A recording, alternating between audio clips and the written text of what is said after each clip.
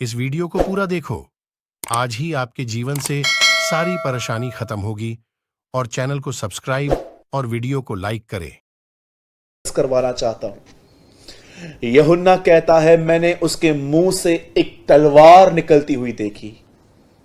अब मैं आपसे पूछना चाहता हूं, क्या यह पॉसिबल है कि एक आदमी के मुंह से तलवार बाहर निकले? क्या आपने अपने लाइफ में कभी किसी को देखा है कि आप किसी को देखो और उसके मुंह से एक तलवार बाहर आए? हम सभी जानते हैं कि यूहन्ना सिंबल्स में बात कर रहा है, चिन्हों की तरह। आप प्रकाशित वाक्य आगे पढ़ेंगे तो वहां पर लिखा है 7 कटोरे हैं। आप आगे पढ़ेंगे तो लिखा है वहां पर तुरैया है। मैं आपको बताना चाहता हूं, रेवलेशन, प्रकाशित वाक्य, अगर प्रभु ने चाहा तो मैं जरूर प्रकाशित वाक्य पर आगे चल के आपको स्टडी दूंगा, लेकिन मैं आज आपको पहले अध्याय में बताना चाहता हूं कि प्रकाशित वाक्य एक ऐसी किताब है जिसमें बहुत सारे सिंबल्स हैं। 7 कटोरे हैं वहां पर। आप वहां पर डिफरेंट चीजें देखोगे। यीशु मसीह को मेमना कहा जाता है। वैसे ही मैं आपको बताना चाहता हूं, मुंह से तलवार निकलने का मतलब होता है वचन का निकलना। इफिसियों 6 अध्याय में लिखा गया है, आत्मा की तलवार जो परमेश्वर का वचन है ले लो। और मैं आपको बताना चाहता हूं मेरे भाइयों, मेरी बहनों, आपको भी खुदा ने ये तलवार दी है। लेकिन आज प्रॉब्लम ये है कि लोग इस तलवार को अपने म्यान में रखकर बैठे हुए हैं और शैतान वो जानता है कि न इनको तलवार निकालने आती है, न इनको चलाने आती है, और वो हमें प्रतिदिन मार रहा है डिप्रेशन और ओवर थिंकिंग में, क्योंकि वो जानता है कि ये वो लोग हैं जिन्होंने तलवार लेके रखी है, न पर इनको बाहर निकालने आती है, न इनको यूज करने आती है। मैं आपको बताना चाहता हूं, प्रकाशित वाक्य में यूहन्ना बताता है कि उसके बाल कैसे हैं, यीशु के पैर कितने चमक रहे हैं, उसके हाथ में 7 तारे हैं, वगैरह वगैरह। लेकिन वो एक चीज कहता है, वो कहता है उसके मुंह से तलवार निकल रही है। यूहन्ना समझा रहा है कि यीशु अपने आप से कुछ वचन कह रहा था। वचन तलवार है। मैं आपको बताना चाहता हूं, जो व्यक्ति अपने आप में वचन नहीं जानता, उसने अपने आप पे तलवार नहीं रखी है। डोंट थिंक कि मैं आपको वो फिजिकल तलवार की बात कर रहा हूं, मैं वचन की बात कर रहा हूं। मैं चाहता हूं अब आप सब ध्यान दीजिए। जितने भी लोग अधिक सोचते हैं या वो फील करते हैं कि भाई हम डिप्रेशन में हैं, मैं आपको बताना चाहता हूं आप कैसे बाहर आ सकते हो। लिसन,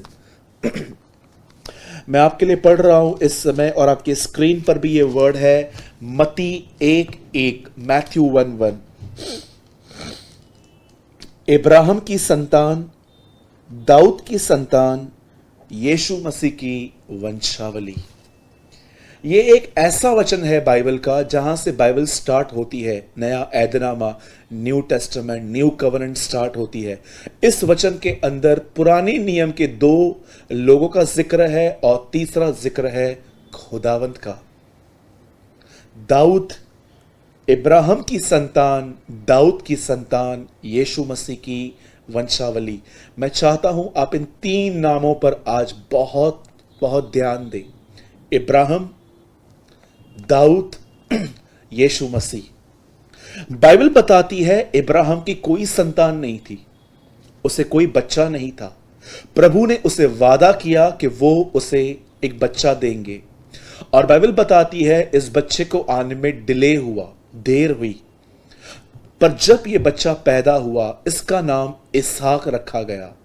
और बाइबल बताती है इब्राहिम ने एक बच्चे को जन्म दिया, सैरा ने एक बच्चे को जन्म दिया, उन दोनों ने मिलकर, और बाइबल बताती है उसका नाम इसहाक रखा गया। पर जैसे जैसे बच्चा ग्रो होने लगा, बड़ा होने लगा, आप सभी जानते होंगे कि इब्राहिम कहां ना कहां अपने आप को रोक नहीं पाया और वो अटैचमेंट में आ गया।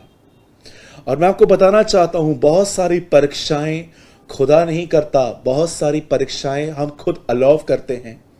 मैं आपको बताना चाहता हूं, उन लोगों के लाइफ में भी परीक्षाएं आती हैं जिन लोगों ने अपने जीवन में परमेश्वर का स्थान किसी लड़के को दिया है, किसी लड़की को दिया है, बच्चों को दिया है, पति को दिया है। क्यों परमेश्वर पूरी बाइबल में डिमांड करता है कि मुझे पहला स्थान दो? क्योंकि वो जानता है अगर आपने उसको पहला स्थान दिया तो वो सारी चीजों को मैनेज करना आपको सिखा देगा। लेकिन अगर आपने उसको पहला स्थान नहीं दिया तो मैं आपको बताना चाहता हूं, आपसे गड़बड़ियां होंगी, आपसे गलतियां होंगी, आपके लाइफ में बहुत सारी ऐसी मोमेंट्स आएंगी कि आपको समझ में नहीं आएगा कि मैं आखिर क्या करूं। आप जानते हो बाइबल क्या बताती है? The word of God says, Bible बताती है एक समय आया, एक टाइम आया जब परमेश्वर ने इब्राहिम से कहा अपने बच्चे को ले, उसे उठा और उसे बलिदान कर। आप सभी जानते हैं कि इब्राहिम ने अपने बच्चे को लिया और जैसे ही वो अपने बच्चे को बलिदान करने के लिए जा रहा था, मैं आपको बताना चाहता हूं एक चीज हुई वहां पर। इब्राहिम ने अपने साथ 2 सेवक लिए, अपना बच्चा लिया और जैसे वो आगे बढ़ ही रहा था, मैं आपको बताना चाहता हूं प्रभु ने उसे कहा था कि एक पहाड़ पे जाके उसे बलिदान करना। और बाइबल बताती है जैसे ही वो जा रहा था उसने अपने नौकरों से जानते क्या कहा? तुम यहीं ठहरो, ये लड़का और मैं ऊपर जाएंगे, प्रभु की आराधना करेंगे और वापस लौट आएंगे। मैं चाहता हूं आप इस कन्फेशन पे ध्यान दें। परमेश्वर ने इब्राहिम से कहा अपने बेटे को ले, उसको बलिदान कर, होम बलि का मतलब काट और जला। इसलिए इब्राहिम ने खंजर भी लिया था, आग भी ली थी और जब वो ऊपर जाने पर था, बाइबल ऐसा बताती है उसने अपने सेवकों को पहाड़ के नीचे रुकने के लिए कहा और कहा तुम यहीं ठहरो, ये लड़का और मैं आराधना करके वापस आएंगे। मेरे भाइयों, मेरी बहनों, आपने ठीक सुना, यह लड़का और मैं ऊपर जाएंगे, आराधना करेंगे और लौट आएंगे। परमेश्वर ने कहा था इसे मारना है, लेकिन इब्राहिम क्या कहता है? नहीं, हम वापस लौटेंगे। दिस इज हिज कन्फेशन, हम वापस लौटेंगे, यह लड़का और मैं आराधना करके लौट आएंगे। जब वो ऊपर चढ़ रहे थे, इसहाक भी सेम, इसहाक उससे पूछता है बाबा हम ऊपर जा रहे हैं, भेड़ कहां है बलिदान करने के लिए? इब्राहिम कहता है प्रभु अपना उपाय करेगा हमारे लिए, प्रभु आप ही हमारे लिए उपाय करेगा और वो भेड़ देगा। और वो ऊपर गया। बाइबल बताती है जैसे ही वो मारने वाला था, प्रभु ने उससे कहा अपने बच्चे को कुछ मत करना, क्योंकि मैं जान गया हूं तू मेरा भय मानता है। अब मैं आपको दूसरे व्यक्ति से मिलाना चाहता हूं, उसका नाम दाऊद था। बाइबल बताती है इज़राइल को एक व्यक्ति रोज चैलेंज कर रहा था कि मुझसे लड़ने आओ। सब लोग डर चुके थे इस आदमी से, लेकिन जब दाऊद ने उसे देखा, दाऊद उसके पास गया और दाऊद जानते क्या कहता है? जिस परमेश्वर ने मुझे शेर और बालू से बचाया है, वो मुझे तेरे हाथ से भी बचाएगा और आज मैं तुझे मारूंगा। तब समस्त पृथ्वी जान लेगी कि इज़राइल का एक परमेश्वर है और वह अपनी लड़ाई खुद लड़ता है। उसके बाद बाइबल बताती है दाऊद वहां पर गया और दाऊद ने पत्थर से उसे मारा और गोलियत मर गया। अब आपको मैं एक और व्यक्ति से मिलाता हूं, समय यीशु मसीह परमेश्वर। बाइबल बताती है एक टाइम आया जब यीशु को भूख लगी और जब यीशु मसीह वहां पर देखने के लिए गए कि उस पेड़ में कुछ है कि नहीं, उसे कुछ नहीं मिला और उसे पेड़ से कहा सूख जा और तुझ में कभी फल न लगे। अगले दिन जब वो लोग वहीं से वापस गुजर रहे थे, तब पतरस कहता है प्रभु ये देख, एक चेला उसे कहता है ये देख वो पेड़ जिसको तूने श्राप दिया, जिसको तूने कहा सूख जा, और वो सूख गया। तब प्रभु कहता है क्या तुम इस पहाड़ को देख रहे हो? अगर तुम इसे कहो उखड़ और जा समुद्र में, तो ये तुम्हारी बात मान लेंगे। मेरे भाइयों, मेरी बहनों, इब्राहिम, दाऊद, यीशु मसीह, ये तीनों ऐसे लोग थे जो कन्फेशंस करते थे। मैं आपसे पूछना चाहता हूं, इससे पहले कि इब्राहिम जीते उसने क्या किया? उसने कन्फेस किया। इससे पहले कि दाऊद जीते उसने क्या किया? कन्फेस किया। यीशु ने अपने शागिर्दों को, रसूलों को, चेलों को यह सिखाया कि पहाड़ से विनती नहीं, पहाड़ से बात करना सीखो। मेरे भाइयों, मेरी बहनों, आज आपको एक प्रिंसिपल सीखना है और वो प्रिंसिपल है बोलने का। गूंगों की तरह मत जिंदगी बिताइए। शैतान यीशु के सामने आके कहता है पत्थर को रोटी बन जा। अपने आप को ऊपर से नीचे गिरा दे, मेरे सामने झुक जा। 3 बातें कही थी उसने। यीशु मसीह ने हर बार कहा, लिखा है, लिखा है, लिखा है। आप इस बात को याद रखिए, जब आप अपने मुंह से कुछ कहते हैं, मैं आपको बताना चाहता हूं, आपको दिखाई नहीं देता, लेकिन आपके आसपास एक दुनिया है जो छुपी हुई स्पिरिचुअल वर्ल्ड है। आपको थॉट्स नहीं दिखते, आपको दुष्ट आत्माएं नहीं दिखती, आपको स्वर्ग नहीं दिखता, आपको स्वर्गदूत नहीं दिखता, पर मैं आपको बताना चाहता हूं ये चीजें रियल में एग्जिस्ट करती हैं। और जब आप कुछ होते हो, उस दुनिया में हलचल मचती है।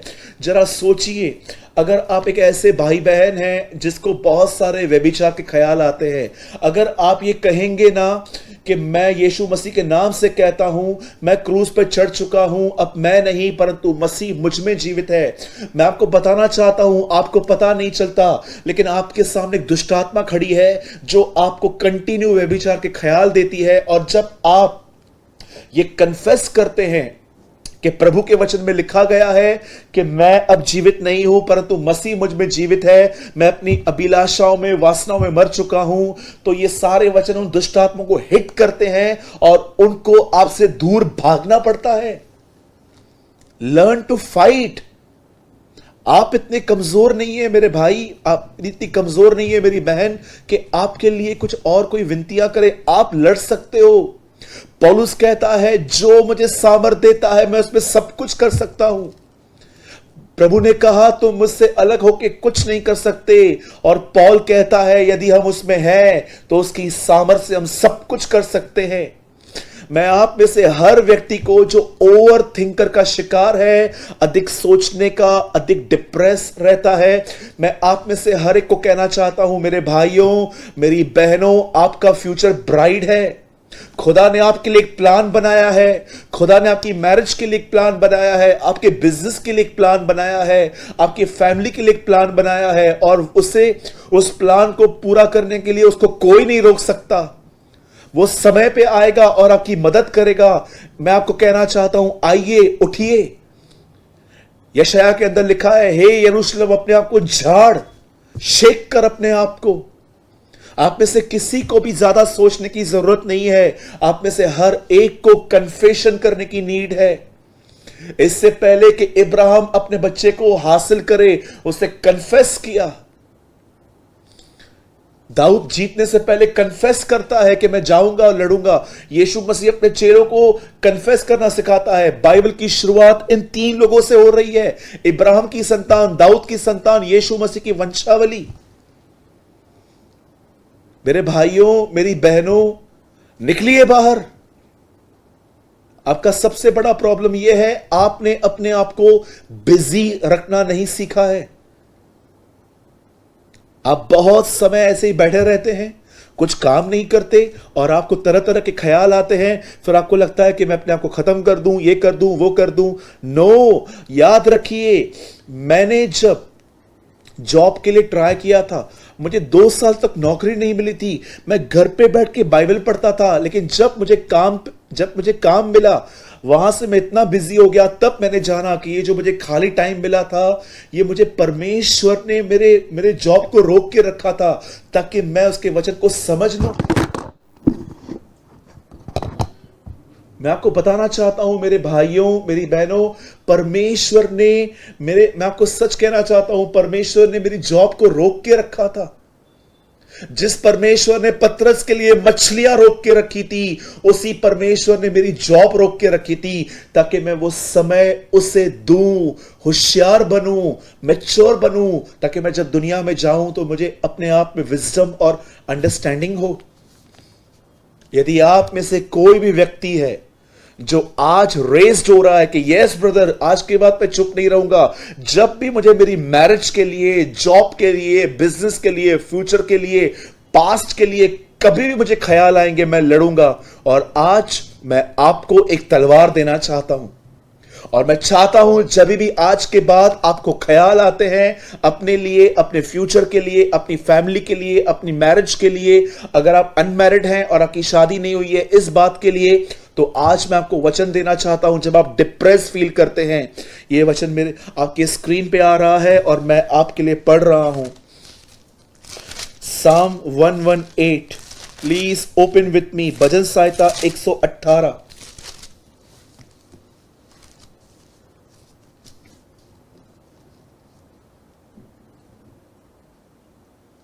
और उसका 17th वर्ड आपके स्क्रीन पर है। मैं न मरूंगा वरन जीवित रहूंगा और परमेश्वर के काम का वर्णन करता रहूंगा। आइए, मैं चाहता हूं आप में से हर व्यक्ति मेरे पीछे कहिए, मैं नहीं मरूंगा वरन जीऊंगा और परमेश्वर के कामों की चर्चा करता रहूंगा। मेरे भाइयों, मेरी बहनों, मैं आप में से हर एक को कहना चाहता हूं, when ever you feel depress, when ever you feel कि आप ओवर थिंकिंग कर रहे हैं, उस टाइम पे इस आत्मा की तलवार को मुंह से बोलिए, मैं नहीं मरूंगा वरन जीवित रहूंगा और उसके कामों की चर्चा करूंगा। मैं आपको बताना चाहता हूं, जब आप ये कहेंगे, आप फील करेंगे कि आपके ऊपर ओवर थिंकिंग और ये आपके अंदर जो डिप्रेशन है उसकी प्रभुता आपके अंदर टूटेगी, खत्म हो जाएगी और आप बंधनों से आजाद हो जाओगे। तब आपके सामने एक नई दुनिया आएगी जिसमें आपको खुदावंद दिखेंगे। इब्राहिम की संतान, दाऊद की संतान, यीशु मसीह की वंशावली, ये तीनों वो लोग थे जो कुछ करने से पहले घोषणाएं करते थे, कन्फेशन करते थे। आज मैंने भी आपको एक कन्फेशन दिया है। आपको ये कन्फेस करना है उस टाइम पे जब आपको लगता है कि आप डिप्रेस हो रहे हो, डिस्करेज हो रहे हो, और जब आप ये कहोगे, मैं आपको बताना चाहता हूं मेरे भाइयों, मेरी बहनों, आपको पता नहीं चलेगा लेकिन आपके इर्द गिर्द स्वर्गदूत आ जाएंगे जो आपकी मदद करेंगे। मैं आपको सच कहता हूं, मैं बिलीव करता हूं, जब हम अपने मुंह से वचन कहते हैं, एंजल्स एक्टिव हो जाते हैं। मैं उस दिन हैरान हो गया जब मैं कलाम पढ़ रहा था। आप जानते हैं, जब यीशु पिलातूस के सामने खड़े हुए, यीशु जानता था कि उसका मरना जरूरी है और यीशु यह भी जानता था कि उसके वचन में कितनी ताकत है। कई बार पिलातूस उससे पूछ रहा था। यीशु ने बहुत कम बातचीत की। जानते हैं क्यों? यीशु शांत थे। यीशु जानता था कि अगर मैंने इससे ज्यादा बात की, इसका माइंड चेंज हो जाएगा और शायद ये मुझे छोड़ देगा। इसलिए यीशु शांत था, वो चुप था, क्योंकि परमेश्वर की मर्जी पूरी करना जरूरी थी। परमेश्वर की मर्जी थी कि यीशु हमारे गुनाहों के लिए मरे। पिलातूस उससे बात कर रहा था, वो चुप था, उससे बहुत कम बात की, क्योंकि वो जानता था अगर उसने अधिक ज्यादा बात की तो शायद पिलातूस का माइंड चेंज हो जाए और पिलातूस कहे इसे छोड़ दो। लेकिन यीशु चुप था, क्योंकि वो चाहता था वो मरे, क्योंकि वो न मरता तो हम न जीते। मेरे भाइयों, मेरी बहनों, आपके शब्दों में इतनी ताकत है। यीशु की जुबान में, उसके शब्दों में इतनी ताकत थी और आज वही वचन आपके पास है। इसे कन्फेस कीजिए। सोचना सोचना सोचना, मैं आपको कहना चाहता हूं, सोचने से अच्छा है बोलिए। क्यों हम दवाइयों के द्वारा ठीक हों? क्यों हम रोज इतनी मेडिसिन लें? मैं आपको बताना चाहता हूं, यदि हम आज अपनी ओवर थिंकिंग के द्वारा, अपने इस वचन के द्वारा ओवर थिंकिंग से बाहर निकले, हमारी दवाइयां तक बंद हो जाएंगी, हम आजाद हो जाएंगे।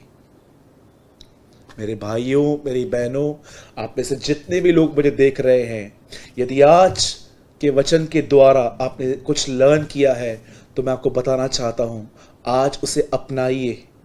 अपने मुंह से कहिए, मैं न मरूंगा वरन जीवित रहूंगा, परमेश्वर के कामों की चर्चा करूंगा। 118 भजन संहिता 118 वर्स 17 में यह लिखा है। मैं यीशु मसीह के नाम से कहता हूं, आज के बाद आप में से बहुत सारे लोग डिप्रेशन और ओवर थिंकिंग से आजाद हो रहे हैं। मैं बिलीव करता हूं इस समय जब आप मुझे देख रहे हैं, प्रभु का हाथ आपके ऊपर आ रहा है। प्रभु की सामर्थ आपके अंदर से बॉन्डेजेस को ब्रेक कर रही है। प्रभु आपको एक बार फिर से आत्मा में उठा रहा है, बलवंत कर रहा है। और मैं जानता हूं आप में से बहुत लोग ये कह रहे हैं, मैं न मरूंगा वरन जीवित रहूंगा और उसके बड़े बड़े कामों की चर्चा करूंगा। मैं आप में से हर एक के लिए दुआ करना चाहता हूं। मैं चाहता हूं आप आंखें बंद कीजिए और इस समय मैं आपके अंदर जो भी बंधन है वो प्रभु के नाम से तोड़ने के लिए जा रहा हूं। हमारे पास प्रभु ने अधिकार दिए हैं, जाओ, मैंने तुम्हें सांपों और बिच्छुओं को रोकने का अधिकार दिया है। मैं चाहता हूं आप आंखें बंद करें। स्वर्गीय पिता, मैं दुआ करता हूं यीशु के नाम में। आपने कहा जाओ, मैंने तुम्हें सांपों और बिच्छुओं को रोकने का अधिकार दिया है। यीशु मसीह के नाम से प्रभु जी, मैं और मेरा भाई मिलकर यीशु मसीह के नाम से हम आज्ञा देते हैं, सारी अंधकार की शक्तियां तेरे लोगों में से चली जाए। डिप्रेशन के बॉन्डेजेस ब्रेक हो जाए, ओवर थिंकिंग के बॉन्डेजेस ब्रेक हो जाए। प्रभु, हम न मरेंगे वरन जीवित रहेंगे और तेरे कामों की चर्चा करेंगे। अपने लोगों को आजाद कर प्रभु, अपने लोगों को फ्री कर। सारे बीमार यीशु के नाम में चंगे हो जाएं। मैं विश्वास करता हूं प्रभु, आपने हमारी दुआओं को सुना है। सारी महिमा आदर हम आपको देते हैं। दुआ को यीशु के नाम में मांगते हैं। उन्होंने खाया, लेकिन जो दूसरा जो वहीं पर था उसको उन्होंने नहीं खाया, जो दर्शाया जाता था जीवन का वृक्ष कि एक ऐसी लाइफ जो परमेश्वर पर डिपेंड है, जो उसकी अगुवाई से चलती है, जो उसे पूछ के करती है, जो उसको प्रेस करती है। आदम और हवा के सामने दो जीवन रखे गए थे। आदम और हवा ने ये चूज किया। जब मूसा कनान के बॉर्डर पे पहुंचा तो मूसा ने इजरायलियों को जानते क्या कहा? मैंने तुम्हारे सामने जीवन के वचन रखे हैं और मैंने तुम्हारे सामने वो भी बातें रखी हैं जो तुम्हारे ऊपर श्राप लेके आ सकती हैं। ये सारी परमेश्वर की आज्ञाएं हैं। मानोगे तो सारी आशीषें मिलेंगी, नहीं मानोगे तो ये श्राप न चाहो तो भी आ पड़ेंगे। परमेश्वर ने वचन की शुरुआत की भले और बुरे के ज्ञान के वृक्ष से, और परमेश्वर ने जीवन का वृक्ष भी रखा था यह देखने के लिए कि आदम क्या चुनेगा। इजराइल के सामने भी मूसा ने दो चीजें रखी थी, ब्लेसिंग एंड कर्स, ये देखने के लिए क्या चूज करेंगे। नए नियम के अंदर यीशु मसीह जब प्रचार कर रहे थे तो उन्होंने जानते क्या कहा? उन्होंने वहां पर कहा कि एक ऐसा दरवाजा है, सकरा मार्ग, जो बहुत छोटा है, एक है चौड़ा फाटक। प्रभु ने हमारे सामने भी दो जीवन रखे। वैसे ही मार्था और मरियम सिर्फ एक कैरेक्टर नहीं है बाइबल का, ये दोनों जीवन जीने के तरीके हैं। एक तरीका है कि इससे पहले कि मैं कुछ काम करूं उससे पहले मैं खुदा के पास बैठूंगा, लेकिन दूसरा तरीका है मैं सब कुछ पहले कर लूं उसके बाद मैं खुदा के पास आऊंगा। आपसे मैं पूछना चाहता हूं, आप किस स्ट्रीम में हैं? इन विच स्ट्रीम यू आर? क्या आप मरियम की तरह हैं, पहले उसको सुनते हैं फिर आप काम करते हैं? क्या आप मार्था की तरह हैं, उसके साथ न बैठकर आप सिर्फ काम करते हैं और आपका मन भटकता रहता है, फिर आप शिकायत करते हैं खुदा है? तो फिर जिंदगी ऐसी क्यों है? जिंदगी बहुत अच्छी है, आपने तकलीफें इनवाइट की हैं लाइफ में। कई लोग कहते हैं मेरे भाई मुझे बता कि मेरे लाइफ में प्रभु ने इतनी प्रॉब्लम्स क्यों अलाउ की हैं। बहुत सारे लोगों के लाइफ में प्रभु ने प्रॉब्लम अलाउ नहीं की है, हमने इनवाइट किया है। जरा सोचिए, अगर आपके पास 3,000 रुपए हैं और अगर आपको 1 मंथ तक वो यूज करने हैं, तो अगर आप हिसाब लगाएं तो आपको प्रतिदिन 100 रुपए खर्च करने हैं। लेकिन आप मॉल में गए और आपने मॉल में बहुत सारी चीजों से टेम्प्ट होकर आप लेकर आए। 3,000 रुपए आपने 2 दिन में उड़ा दिए, अब 28 दिन बचे हैं और अब आप एक एक से बोलते हो कि मुझे पैसा दे दो, मुझे पैसा दे दो, मैं अगले महीने दे दूंगा। और फिर जब आप पैसे लौटा नहीं पाते हैं तो वो लोग आपको तंग करते हैं और आप कहते हैं मुझे प्रभु परीक्षा में डाल रहा है। ये कैसी लाइफ है हमारी? जरा सोचिए। आप जानते हैं मार्था और मरियम एक्सट्रीम्स हैं, दो लाइफ जीने के तरीके हैं। याद रखिए, इससे पहले कि आप मार्था की तरह काम करें, उससे पहले आपको मरियम की तरह बैठना है। जानते हो बैठने का अर्थ क्या होता है? जब मरियम उसके सामने